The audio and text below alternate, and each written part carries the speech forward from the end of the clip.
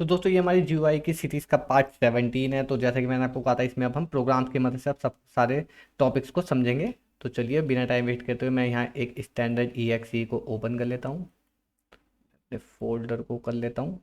तो चलिए यहाँ पर हम सीधा अपने प्रोग्राम पर आते हैं। तो यहाँ पर मैं आपको पहले एक प्रोग्राम बना के दिखाता हूँ एरिया निकालने का, सर्किल का।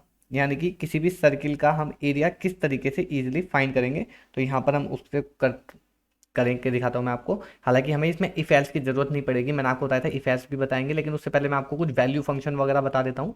तो जैसे कि हमने कुछ पढ़ा था वैल्यू के रूप में हम ट्रीट करेंगे, मैं वो आपको दिखा देता हूँ उसका यूज़। और थोड़ा सा हमने डाटा टाइप्स को पढ़ा था, हम उसको भी समझ लेते हैं। तो यहाँ पर हमने इसे मैक्स विंडो स्टेट को मैक्सिमाइज कर लिया है। तो चलिए मैं यहाँ पर पहले एक लेबल बना देता हूँ, और लेबल में मैं डाल देता हूँ एंटर द रेडियस। थोड़ा सा इसे स्मॉल कर लेते हैं। यहाँ पर मैं एक और लेवल ऐड करूँगा पाई की वैल्यू के लिए, हालांकि वो हम कांस्टेंट के रूप में इंटरनली भी दे सकते हैं। पर यहाँ पर चलिए मैं इसे यूज़र से ही मांग लेते हैं हम, एंटर द वैल्यू ऑफ पाई। तो यहाँ पर हम पाई की वैल्यू यूज़र से ही लेंगे। तो हम रेडियस के लिए एक टेक्स्ट बॉक्स यहाँ पर डाल देंगे, और एक सेकंड टेक्स्ट बॉक्स हम डालेंगे पाई की वैल्यू के लिए, जो कि हम यूज़र से ही इनपुट कराना चाहते हैं। हालांकि हम उसे कांस्टेंट के रूप में भी दे सकते हैं डायरेक्टली, पर यहाँ पर मैं उसे यूज़र से ही ले लेता हूँ। ऐसा कोई रेस्ट्रिक्शन नहीं है, आप चाहें तो आप उसे किसी भी तरीके से कर सकते हैं। दोनों ही मेथड से बिल्कुल हमें सेम ही रिजल्ट मिलेगा। यहाँ पर हम एक लेवल ऐड कर देते हैं हम, और इसमें लिख देते हैं area of circle equals to. तो यहाँ पर एरिया ऑफ सर्किल यहाँ पर मैंने डाल दिया है।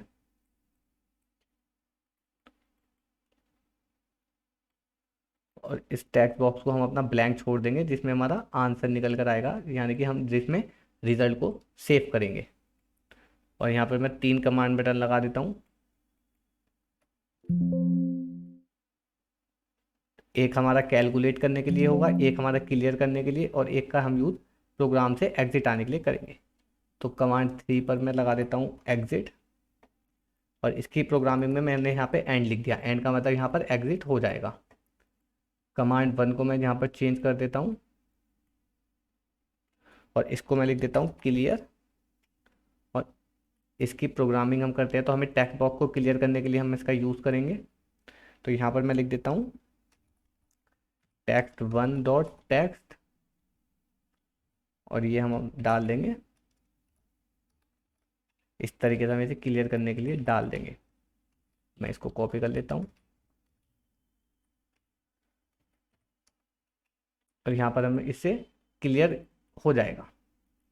तो सीधा अब हम आ जाते हैं अपने मेन कमांड पे। तो यहाँ पर मैं इसे कैलकुलेट लिख देता हूँ, जो हमारा एरिया को कैलकुलेट करेगा। अब हमारी यहाँ से मेन प्रोग्रामिंग जो हमें करनी है। तो पहले तो आप हमें जनरल के सेक्शन पर जाकर हम वेरिएबल्स को डिक्लेयर करेंगे। तो उसके लिए हम डिम का यूज़ करते हैं, डिम। और मैं यहाँ पर डबल में लेके चलूंगा, तो मैंने DBL लिखा। आप ध्यान से देखिए, मैंने DBL डबल के लिए लिखा। हालांकि ये कोई ज़रूरी नहीं होता, पर ये हम अपने प्रूफ के लिए कि मैंने उसे किस डेटा टाइप में लिखा है। तो मैंने यहाँ पर डबल में लिया है, तो मैंने उसके आगे डबल लिख दिया है। और मैंने रेड का भी आर को कैपिटल बनाया है, जिससे हम डिफ्रेंशिएट कर सके। हालांकि ये कोई ज़रूरी रूल नहीं है कि हमें ऐसा ही करना है, लेकिन हम ऐसे कर सकते हैं। और फिर मैं यहाँ पर पाई का पी कैपिटल कर देता हूँ, और मैं इसे भी डबल में ले लेता हूँ। और एक लास्ट हम रिजल्ट को सेव करने के लिए मैं यहाँ पर वो भी डबल में ले लेता हूँ, एरिया। और मैंने इसका भी शुरू का ए कैपिटल बनाया है। तो ये चीज़ हमें ध्यान रखनी है, हम किस में क्या करते हैं। तो अब हम अपने कमांड 2 पर आ जाते हैं, जो हमारा कैलकुलेट वाला बटन है। तो हम DBL रेट के अंदर अपनी वैल्यू डालेंगे। तो यहाँ पर मैं आपको वैल फंक्शन यहाँ पर आपको यूज़ करके दिखाता हूँ। वैल फंक्शन का यहाँ पर हमने यूज़ किया, और यहाँ पर वैल का हमने यूज़ किया। तो टेक्स्ट 1 डॉट टेक्स्ट हमारा जो कि रेडियस वाला बॉक्स था, जिसमें हम रेडियस यूज़र से इनपुट कराएंगे, उसमें अब जो भी कुछ डाटा आएगा वो यहाँ पर आप देख सकते हैं वैल। इसका मतलब वो वैल्यू की तरह ट्रीट करा जाएगा। मैं दूसरा पाई के लिए कर देता हूँ, तो आप देख सकते हैं DBL पाई।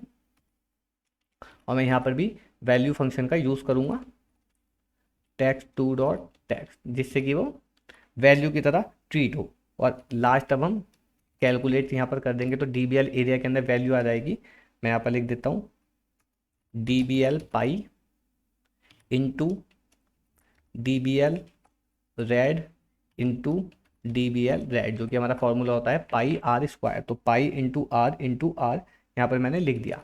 और ये हमारी जो वैल्यू आएगी वो टेक्स्ट 3 डॉट टेक्स्ट की वैल्यू dbl एरिया के अंदर चली जाएगी, उसके अंदर ये हमारी वैल्यू शो होने लगेगी। तो चलिए यहाँ पर हमारी प्रोग्रामिंग हो गई है। अब मैं इसे स्टार्ट करता हूँ। तो आप देख सकते हैं एंटर द रेडियस, मैं एंटर रेडियस डाल देता हूँ 2। वैल्यू ऑफ पाई मैंने लिख दी 3.14। और मैं जैसे ही कैलकुलेट पर क्लिक करता हूँ तो आप देख सकते हैं एरिया ऑफ सर्किल आ गया 12.56। क्लियर करते ही क्लियर हो गया और एग्जिट पे करते ही एग्जिट हमारा प्रोग्राम हो गया। तो आप एक बार दोबारा चला के देख सकते हैं। आपकी बार हम 5 डालते हैं, पाई की वैल्यू 3.14 और यहाँ पर मैं कैलकुलेट पर क्लिक जैसे ही करूँगा तो आप देखते हैं 78.5 हमारी यहाँ पर वैल्यू निकल कर आ गई एरिया ऑफ सर्किल की। तो इस तरीके से हम सिंपली प्रोग्राम को बना सकते हैं। चलिए हम क्लियर कर लेते हैं और यहाँ इसे एग्जिट भी कर देते हैं। तो ये हमारा एक सिंपल सा प्रोग्राम है। चलिए मैं इसे सेव कर लेता हूँ। तो आप भी अपने प्रोजेक्ट को जहाँ चाहें वहाँ सेव कर सकते हैं। तो दोस्तों इसके बाद मैंने अपना प्रोग्राम सेव कर दिया, आप वो इजीली कर सकते हैं। मैंने आपको पहले भी वीडियो में बताया था आप कैसे वो करेंगे।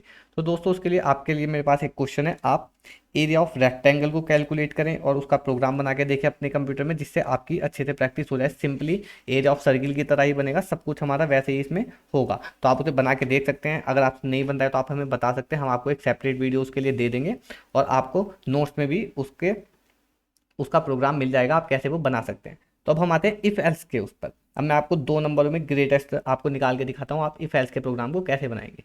तो पहले तो मैं एक सिंपली यहाँ पर लेबल ले लेता हूँ और इसमें डाल देता हूँ एंटर द फर्स्ट नंबर।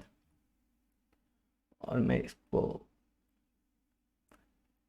यहाँ पर लगा देते हैं हम।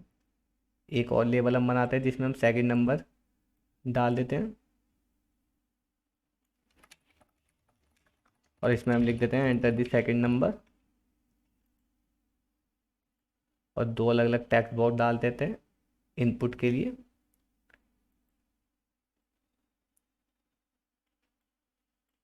तो यहाँ पर मैंने 2 टेक्स्ट बॉक्स भी डाल दिए जिससे हम यूज़र से 2 नंबर इनपुट करा लेंगे। उसके बाद मैं कमांड बटन लगा देता हूँ, एक कमांड बटन ये क्लियर करने के लिए। यहाँ पर दूसरा कमांड बटन मेरा होगा चेक करने के लिए और तीसरा कमांड बटन होगा मेरा प्रोग्राम से एग्जिट करने के लिए। तो मैं पहले इस पर लिख देता हूँ क्लियर। इसमें मैं लिख देता हूँ चेक और इसमें हम डाल देते हैं एग्जिट।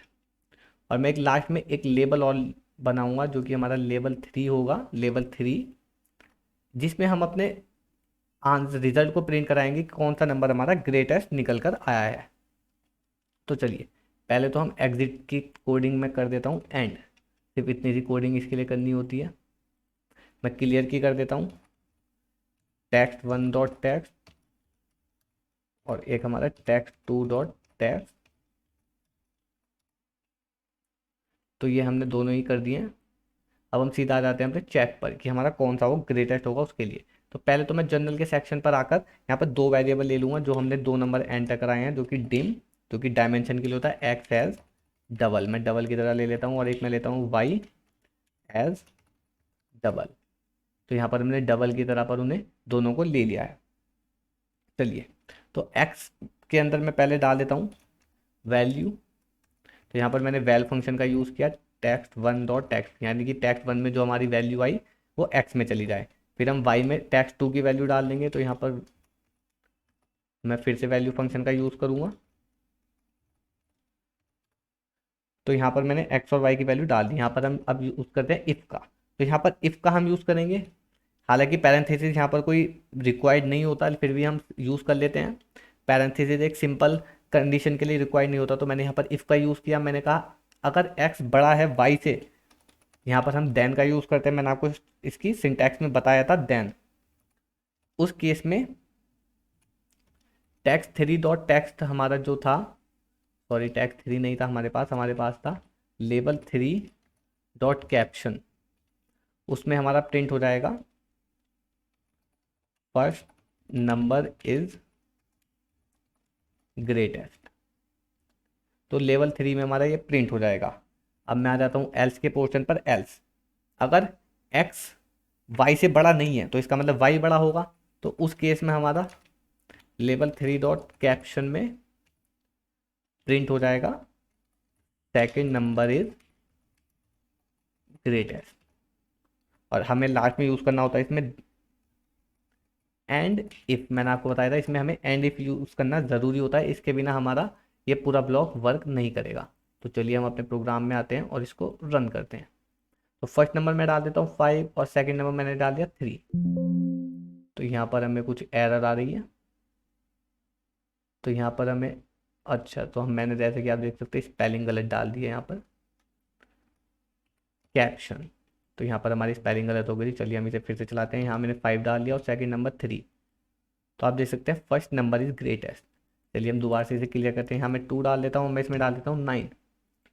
अब हमारा सेकंड नंबर इज ग्रेटेस्ट। तो अब आप देख सकते हैं 9 इस बार ग्रेटेस्ट में हमारा आ चुका है। तो इस तरीके से हमने 2 नंबरों का ग्रेटेस्ट यहाँ पर बहुत इजीली बना दिया है। और दोस्तों मैं आपसे कहना चाहता हूँ एक बात, 3 नंबर्स पर ट्राई किया जिसमें हमें नेस्टिंग का यूज़ करना पड़ेगा। हालांकि नेक्स्ट वीडियो में हम उसका प्रोग्राम आपको डायरेक्टली बनाकर दिखाएंगे, पर आप एक बार उसे ट्राई कर सकते हैं, अपने खुद से बनाकर देख सकते हैं किस तरीके से वो बनेगा। और एक आप एरिया ऑफ रेक्टेंगल का क्वेश्चन भी कर कर देख सकते हैं। तो आज के इस वीडियो में दोस्तों इतना ही। आपसे मिलेंगे हम नेक्स्ट पार्ट में। हमारे यूट्यूब चैनल को सब्सक्राइब करना ना भूलें, आपको आने वाले सारे वीडियोज़ के अपडेट्स उस पर ही मिलते रहेंगे।